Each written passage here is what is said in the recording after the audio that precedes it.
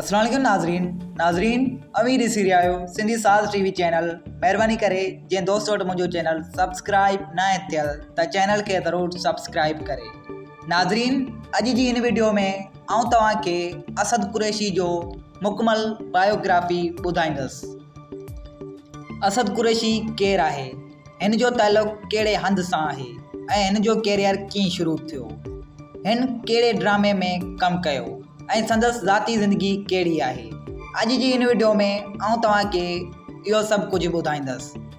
असद कुरैशी हिकु मशहूरु ऐं कामयाबु सिंधी अदाकार आहे जेको पंहिंजी बहितरीन अदाकारी ऐं ख़ूबसूरत शख़्सियत जे करे सिंधी ड्रामनि में इंतिहाई मक़बूलियत हासिलु करे चुको आहे। हिन जो ताल्लुक़ु सिंध सां आहे जिते हिन पंहिंजी ज़िंदगी गुज़ारी ऐं शुरूआती तइलीम हासिलु कई।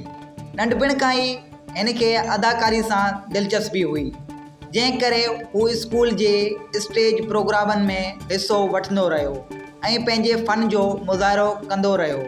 पंहिंजी जज़्बे ऐं महिनत सां हिन टेलीविज़न ड्रामे में क़दम रखियो।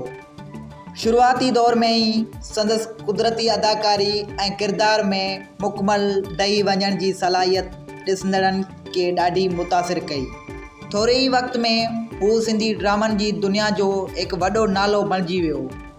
संदसि कामयाबी जो राज़ संदसि फ़न सां इश्क़ ऐं हक़ीक़ी अदाकारी आहे, जंहिंसां हू हर किरदार खे ज़िंदगी ॾेई छॾींदो आहे। असद कुरैशी केतिरनि ई मशहूरु ड्रामनि में कमु कयो आहे जेको न सिर्फ़ु सिंधी चैनलनि ते पर सोशल मीडिया ते बि वॾे पैमाने ते ॾिठा विया आहिनि। संदसि किरदार घणो करे घरेलू, समाजी ऐं हक़ीक़ी ज़िंदगी ते ॿधल हूंदा आहिनि जेकी माण्हुनि जे दिलनि ते सिधी असरु छॾनि था। ज़ाती ज़िंदगी में हू हिकु सादी, नरम दिल ऐं इज़त कंदड़ शख़्सियत जो मालिक आहे। हू पंहिंजे कम खां अलावा घणो वक़्तु पंहिंजे ख़ानदान सां गुज़ारींदो आहे ऐं पंहिंजे परस्तारनि सां मोहबत ऐं एतिराम सां पेश ईंदो आहे। संदसि ज़ाती ज़िंदगी में सादगी, इज़त ऐं फ़न सां मोहबत अहम हैसियत रखनि था जेकी खेसि ॿियनि खां मुनफ़रद बणाइनि था।